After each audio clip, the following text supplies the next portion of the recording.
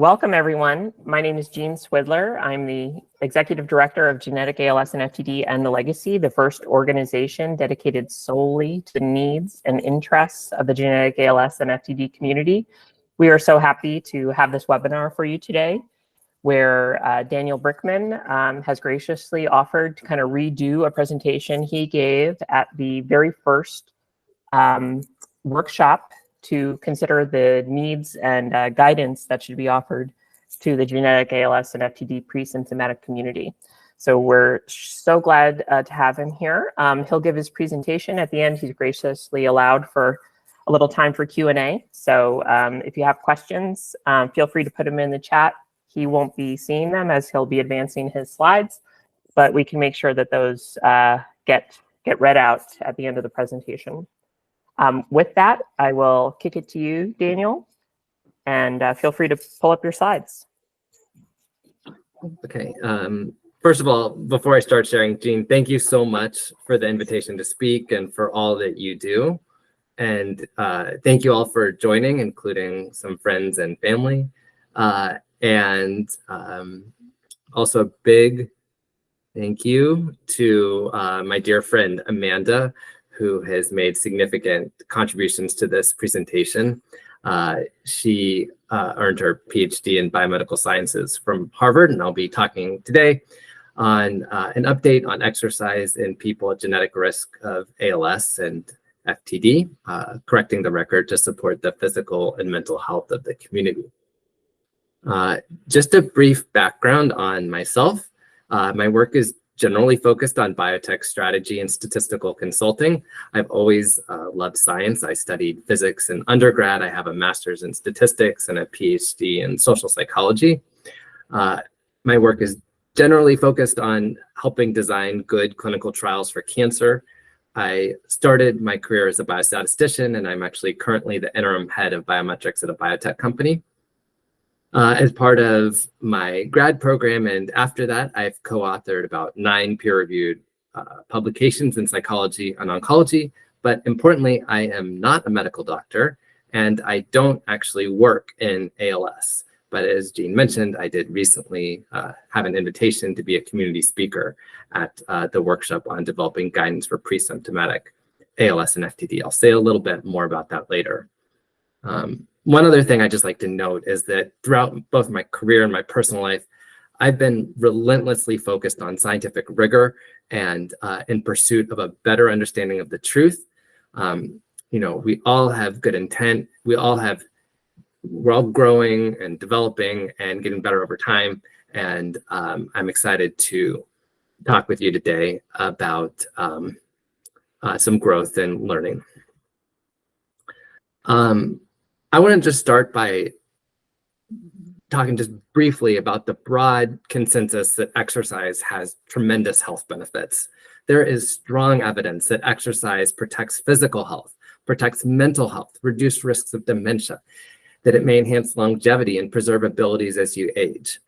The World Health Organization guidance for adults is shown on the left. Some people do this, a lot of Americans and others do not. It's one of the best interventions that's known for people who are safe and where it's safe and able to exercise. Today, we're going to talk about whether people at genetic risk of ALS and or frontotemporal dementia, FTD, should follow different exercise guidance. I want to note that this is a very different question from whether folks who already have symptoms of ALS, from my heart goes out, should exercise. That's a different topic. There is very little evidence or research related to exercise and people at genetic risk of FTD or ALS. But I'll start with what's been shown in FTD. And this is work coming out of Dr. Castelletto's lab, who is kind enough to actually join the talk today. And there's preliminary evidence that exercise may be protective for brain health and genetically driven FTD, consistent with what's generally known about the benefits of exercise on mental health and dementia. Let's look first at this graph on the left. Professor Castelletto estimated the relationship between baseline physical activity and functional decline over time in a study of 105 individuals at genetic risk of ALS FTD, some of whom were asymptomatic and some who had mild symptoms to begin.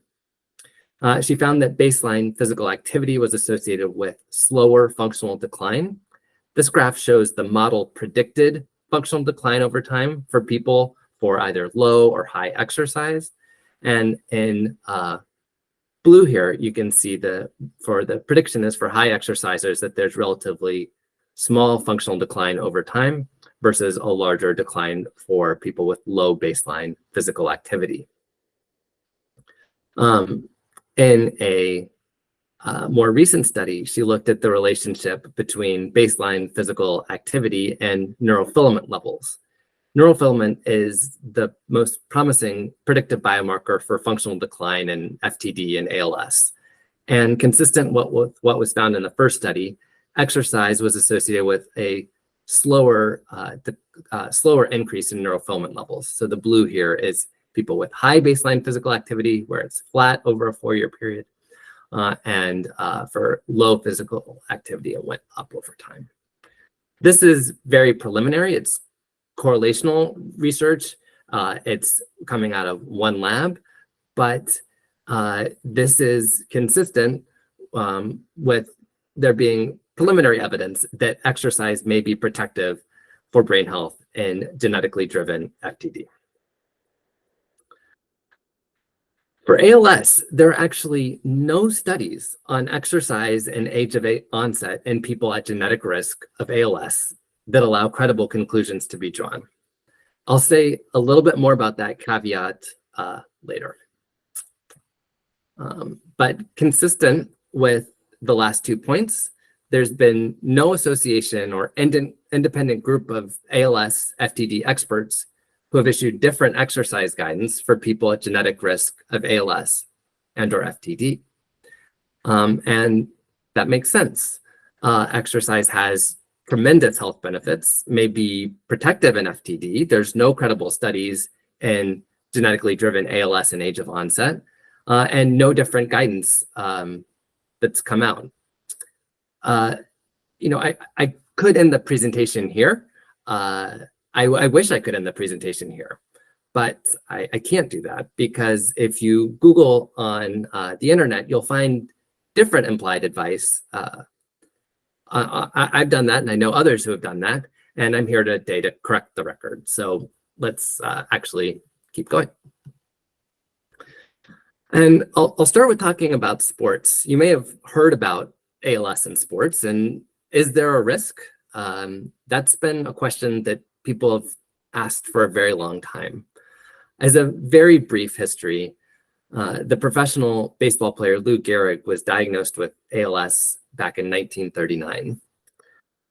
In 1962, a famous neurologist at a conference mused that perhaps it was the extreme exercise associated with being a professional baseball player that led to ALS. And maybe there's some scientific plausibility to that idea.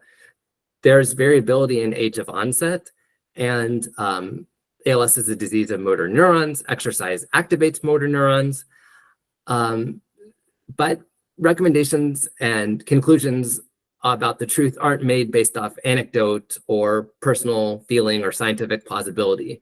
So since then, a number of studies of different types have been done looking at whether exercise may increase or decrease the risk of ALS. So I'll briefly summarize that body of work. And there's really one key consistent finding coming out of that body of research, and that's that professional sports players playing sports with repeated risk of repeated head neck trauma are associated with a higher risk of ALS. At the top here is the result of a meta-analysis by Blecker and colleagues from 2019. That just means they look at all the studies they can find that include professional soccer or football players and then average out those studies. And what they find is that playing this type of professional sports increases the risk of ALS by about a factor of 8. So instead of about 1 in 400, that would mean for professional soccer players, this could be as high as 1 out of 50. We don't know the reason for this association, but the authors hypothesize that it could be due to the combination of extreme exercise and repeated head neck trauma. In a different meta-analysis, repeated head neck trauma has been associated as a risk factor for ALS. And when we think about the exercise that professional soccer players do, it's not a little, it's on average about 30 very intense hours a week. When you compare that to what the average American is doing, according to like the guidelines, maybe that's like 3 or 4 somewhat intense hours. The athletes, professional athletes who play soccer and football are also exposed to pesticides, fertilizers, and cyanobacteria from the fields, all of which have been hypothesized as potentially linked to ALS. And again, we don't know what's driving the relationship here. It could be any of these factors or potentially a combination or something else. But we don't know. If it were something specific about exercise, though, and exercise by itself, you would expect to see this in other types of sports, like that don't involve repeated head neck trauma. The authors in this meta-analysis also summarize that. And there's not as much research here, but for professional sports without head neck trauma, again, this is extreme exercise. There's no association currently found between playing those sports and risk of ALS. There's also no evidence of an association between non-professional sports that involve head neck trauma.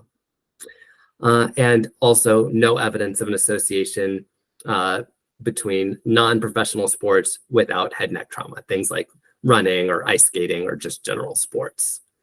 This is really important context for thinking about the risk of ALS identified in professional soccer, football, and after this meta-analysis, one rugby study. There might be something specific about specifically playing sports where you have repeated head neck trauma on grassy fields that's going on there. But let's take a moment to look more broadly outside of sports. When we do that, we see that the results have been very inconsistent across different types of studies. So if you look on PubMed, you can find animal studies, some of which show that exercise is protective. So some mice will run a lot and then they'll be less likely to get ALS. In a different model, though, in a different paper, exercise has been found to be associated with higher rates of ALS in mice, and sometimes no effect. You see the same thing in retrospective studies. Retrospective studies means you find people who have ALS and some controls, and you ask them to report their exercise from the past, and you control for some factors to see if there's some difference. These studies are relatively fast and low cost to run, but they do run the risk of bias. It's hard to estimate your exercise in the past, maybe particularly so if you've recently been given a diagnosis of ALS. But again, these studies have been also had very mixed findings. Prospective studies avoid the bias, potential bias from retrospective studies. But they're much more expensive and time-consuming to run. This involves measuring exercise and then following people for potentially decades to see what happens to them in terms of development of ALS or not. There's only 2 purely prospective studies. One of these actually showed a protective effect. So people who exercised had lower rates of ALS. The other showed no overall effect. I want to make a couple points here. One is that in general, no single study is ever definitive. Science is messy, no single study is perfect, and it takes multiple studies with similar results to draw conclusions. This is true in ALS. This is true when you see things about coffee or red wine or vitamins. We need to have multiple studies run out of different labs with similar conclusions to feel confident. when you see inconsistent findings like this, it could very well mean that there is no link between exercise and ALS, and that just by chance, sometimes you see it looks a little harmful, a little protective, but it all washes out because maybe there's something that correlates with exercise that is driving why the relationship is sometimes one way or the other. It is also possible that there is some more nuanced relationship between exercise and ALS. Perhaps exercise is associated with ALS only in certain types of people, be it positively or negatively, say for men versus women. Or perhaps only certain types of exercise are associated with ALS positively or negatively.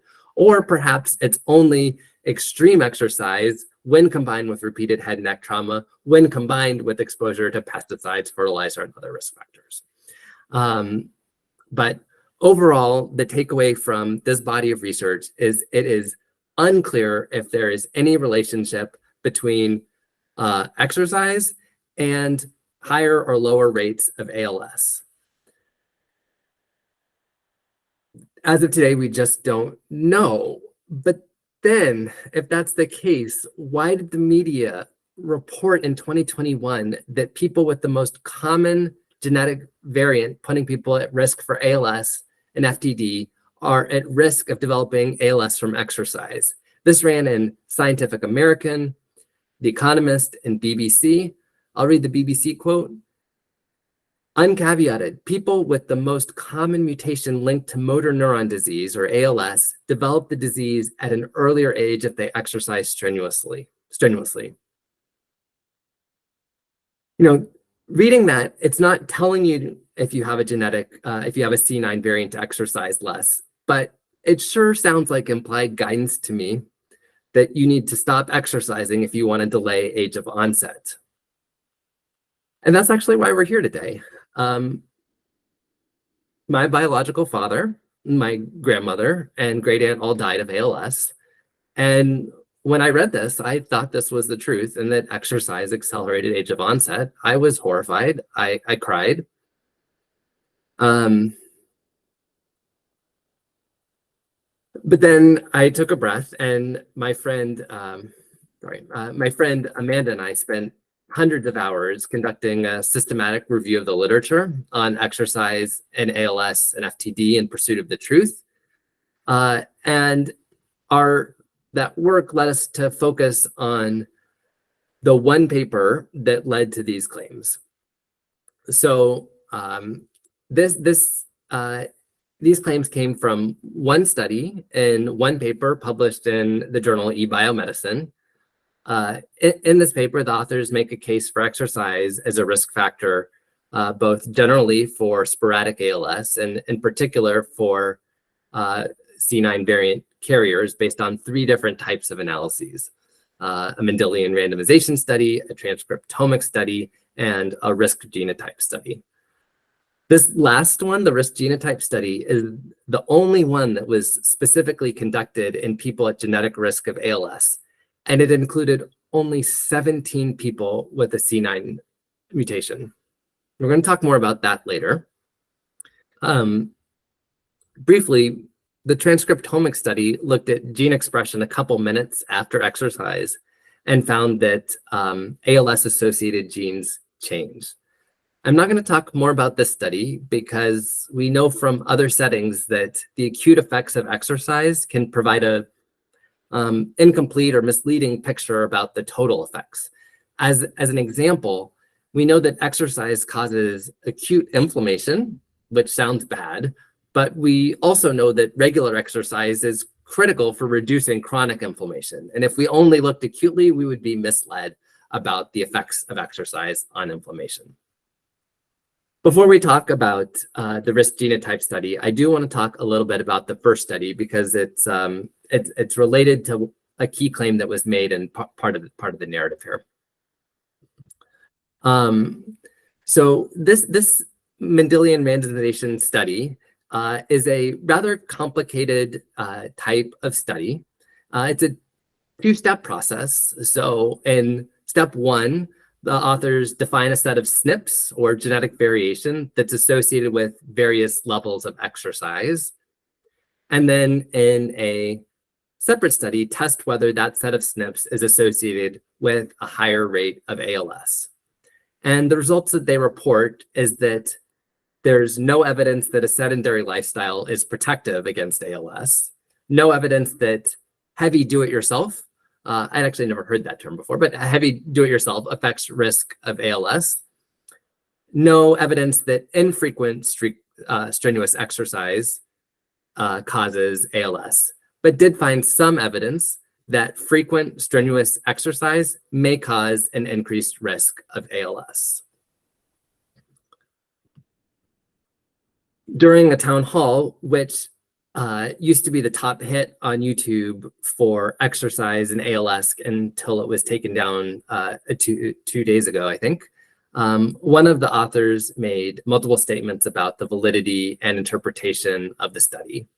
They showed this graph here and said a few things, including our basic result is this: the more you exercise, the higher your risk of ALS. There's a dose response, there's a linear relationship. The more you do this, the more you get this. It doesn't run into problems of confounding. And I think this is conclusive that exercise is inducing ALS in certain people. This linear relationship claim here is actually quite important. If that were true, it would have significant health implications for those at genetic risk. It would mean that every single time you exercise strenuously, it adds to your risk. However, these statements are either misleading or incorrect. And I want to start with the claim about a linear relationship. It is not correct to claim a linear relationship between the amount of strenuous exercise and the risk of ALS based off this study, in part because the authors defined exercise as yes versus no. So for the heavy exercise group, this was anyone who said yes to engaging in strenuous sports or other exercise at least 2 to 3 days a week for at least 15 to 30 minutes. And that was compared to a group of individuals who reported no strenuous exercise over the last month. Anyone in the middle was actually not included in the analysis. If we wanted to make a claim for linearity, we would actually need to test for linearity. We would need to look at a full range of exercise levels, not just no group and a yes group, and explicitly test for it. This graph is, it could be very misleading. It shows illustrative data. It's not labeled as such. And again, exercise was not assessed as a continuous measure. It was a yes, no. If we wanted to more accurately represent the results here, it's more of like the non-exercisers. Again, this isn't a general population. Maybe they have a risk of about 1 in 400 of ever developing ALS, and maybe the people who exercise above some threshold have a rate of 1 in 300 or 1 in 350, something like that. The confounding is still a problem in Mendelian randomization studies. This is an important point because no study is perfect, and Mendelian randomization studies are quite interesting, but I'll give you an example of how confounding can play a role here. Being male or having repeated head trauma is associated with higher rates of strenuous exercise and higher rates of ALS. We can't rule out that these factors fully explain the finding or partially explain the filing. So we can't definitively conclude that exercise increases the risk of ALS, excuse me, based off this study. And that's related to this last point. It is rare or almost impossible for any single study to be conclusive by itself. We always need to think about studies in a broader context. So just to take us back to the results that were reported in the paper, the paper reported that most types of exercise are not associated with risk of ALS, but did report some evidence that frequent strenuous exercise may cause an increased risk of ALS. But we can't rule out alternative explanations for this, including the possibility that there might be some genes that cause both frequent strenuous exercise, and that those genes also directly increase the risk of ALS, but not through exercise. We also, as mentioned, can't rule out the possibility that there's something else associated with frequent strenuous exercise and ALS that explains the results, like head trauma or perhaps sex. Or chance.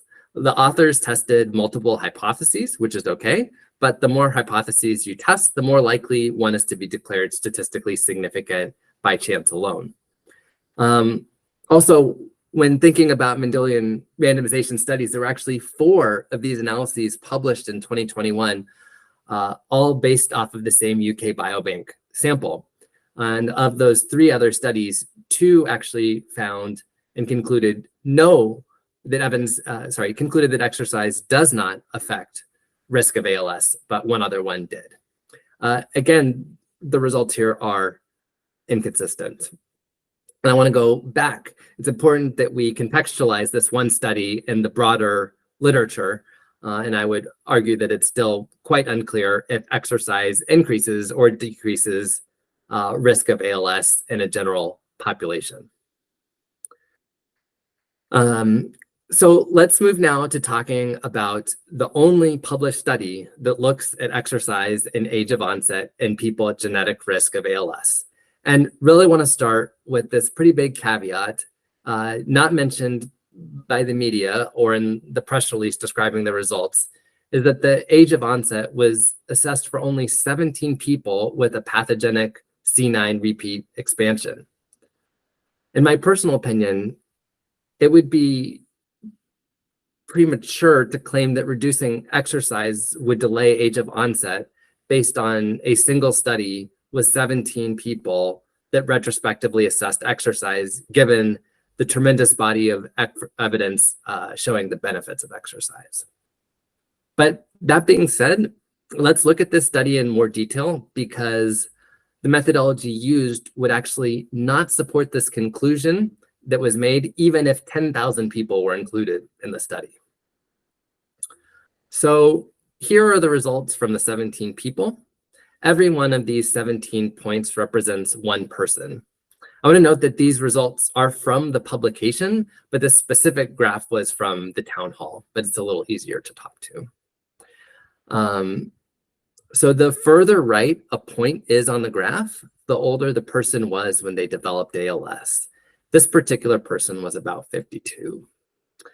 The higher the point is, the more average daily exercise this person reported from 20 years to 5 years before their diagnosis. The 5 years right before diagnosis are excluded by the authors in case earlier signs of ALS were impacting exercise behaviors. This person here actually reports the most exercise in the sample. This line here is the best fit to the 17 data points. It slopes down.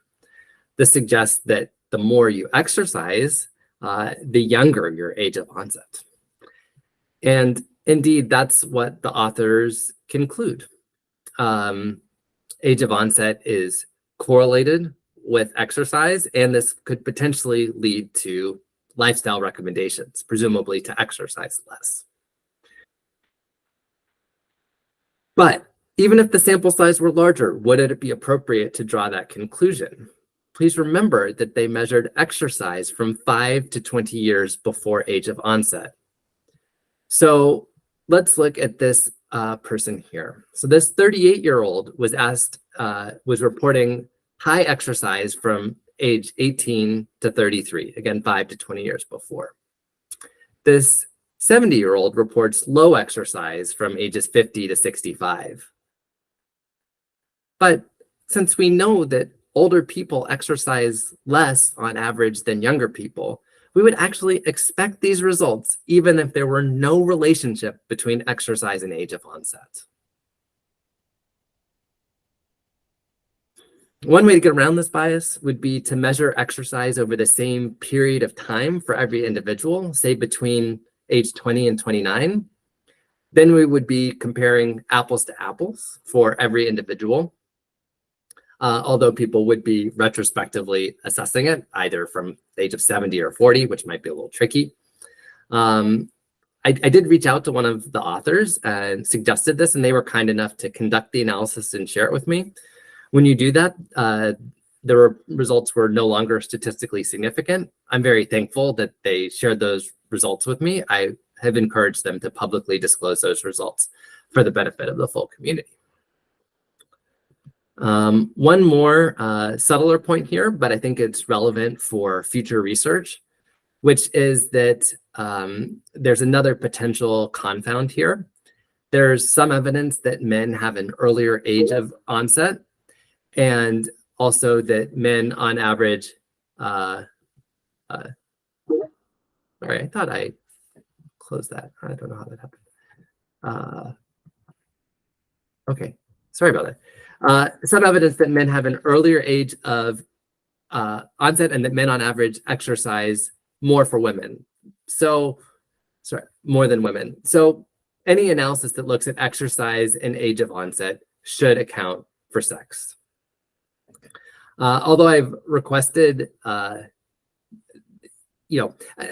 I would just say here that with 17 people, it would be challenging to look for whether sex has any impact here, but in any future study, it should absolutely be something to consider. To summarize, claims made in this paper were, and in the press release that went into the media, are not substantiated by the study.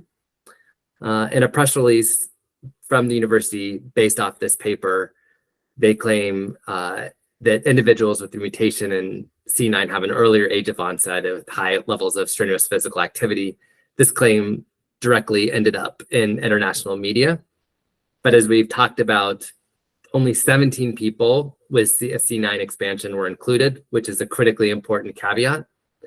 And there are alternative explanations for the finding in the 17 people, which are plausible, testable, but were not reported in the paper. People exercise less as they age, and there are sex differences both in exercise and potentially in age of onset. To go back to the beginning of the talk, there are no studies on exercise and age of onset in people at genetic risk of ALS that allow credible conclusions to be drawn. And in summary, exercise is great. There's tremendous proven benefits of exercise, and it may actually also be protective in genetically driven FTD. And for genetically driven ALS, it is currently not clear if exercise has any impact, be it positive or negative, on age of onset. Here are my references. And I'll just close with this. There are many reasons why we all should exercise if safe and able to do so. And with that, I want to thank you again so much for coming to the talk, and would welcome your questions and thoughts. Well, thank you so much, Daniel. We so appreciate all the hard work that you and your collaborator have done on this. And thank you for sharing your vulnerability about your family history and how this whole discussion impacted you. There are some questions in the chat that I will get to. I do want to start with one as the privilege of the host. Do you have intentions to publish? Because we'd love for it to be citable. Yeah, you know, that I would love to publish. It's hard. I have basically a full-time job and have been trying to do this in my free time. If there's any professor or researcher interested in helping write this up, I would welcome that. Or Jean, if you're interested. So I'm very open to doing that, but I currently don't have any plans as of today. But this was also a higher priority. I wanted to first get something out for the community, and so I prioritized that first. I'll read one in the chat, Brandon. Feel free to jump in if you just want to say it, or I can read it. Sure, I can say it. So in the case control, or the last study you looked at, the threshold between low and medium activity, I think, was 50 kilojoules per kilogram per day. And that works out to, for say an 80 kilogram person is 4,000 kilojoules per day, which is about 1,000 calories, or the equivalent of running about 10 miles per day. What is going on there that in the sample, about half of the participants had the equivalent of running about 10 miles per day? That seems unusually high. Okay, so a couple good question. A couple thoughts here. Again, this is not my study. I'm talking about the results of a group of researchers who published this.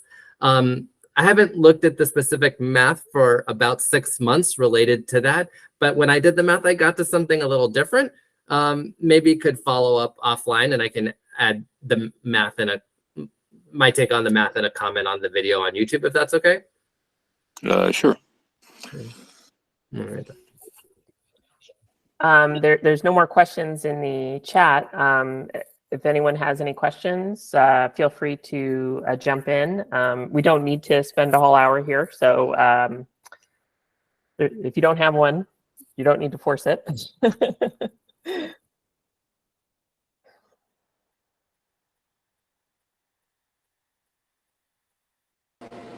I have a question. This is Sandra. I'm new to this group and just want to figure out when you use terms people at genetic risk, does that include people with familial ALS but no known genetic mutation? That's my situation. I'm just trying to figure out if I belong here.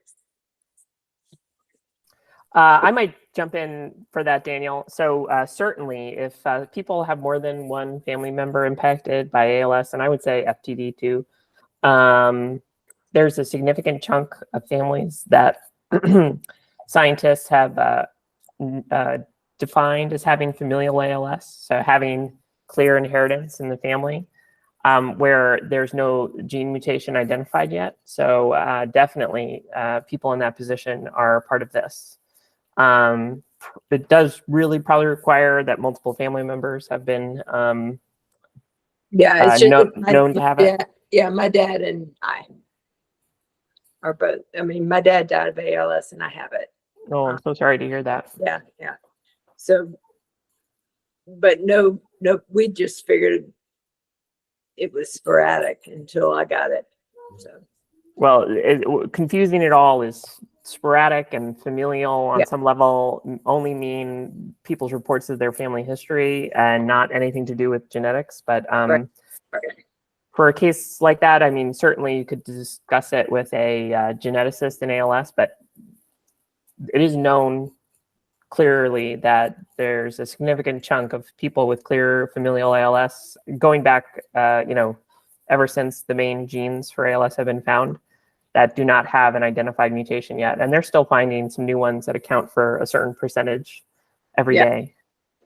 And I'm sorry to hear about your diagnosis. Well, thanks. I'm just trying to find my place in this part of the world. You're certainly welcome, for sure. Thanks. Thank you for being here. There is a question in the chat. With the papers and press releases being out in the world, what else do you think could be done to reduce the harm of this information? Daniel.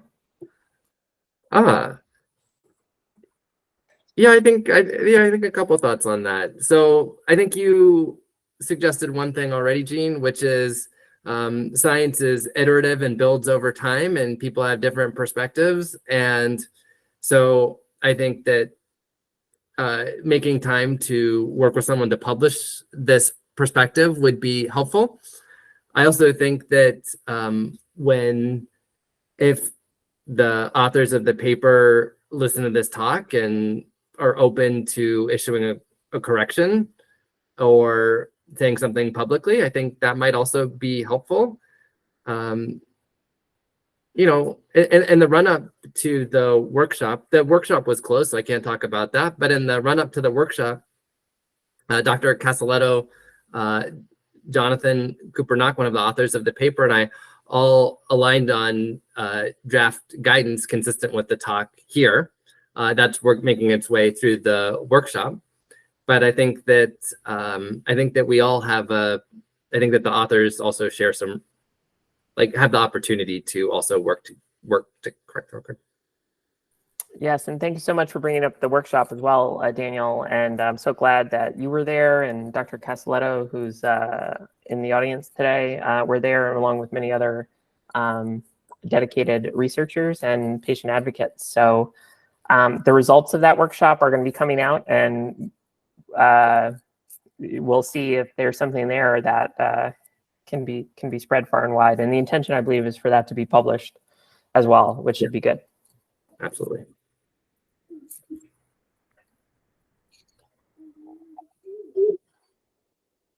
So just do last call for questions or comments.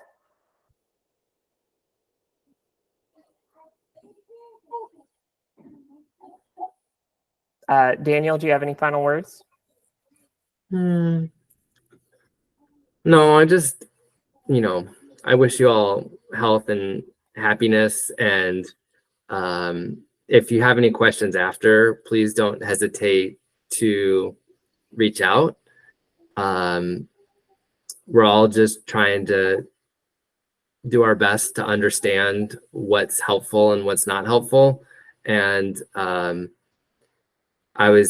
want to thank you again, Jean, for the opportunity to share one piece of something that I think is really important for the community to hear, to support mental health, physical health, and overall well-being.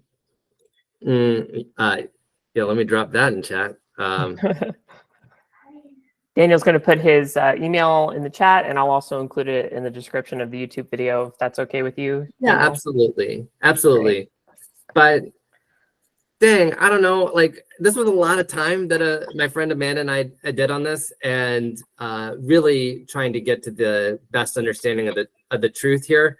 And it was hard seeing what's out there on BBC and Scientific American not reflect our understanding of what should be out there. There are a lot of people at genetic risk of ALS and FTD, and it was deeply troubling to me that people could think that there's strong evidence that exercise is bad when there's really no good evidence one way or the other that exercise has any impact on age of onset of ALS, and exercise could actually be protective in people at risk for FTD. So, I really thank a lot of people, but including Jean, for kicking me to get me going to talk openly here. And thank you, Jean. Well, thanks again, Daniel. We're so appreciative. Thanks everyone for coming out.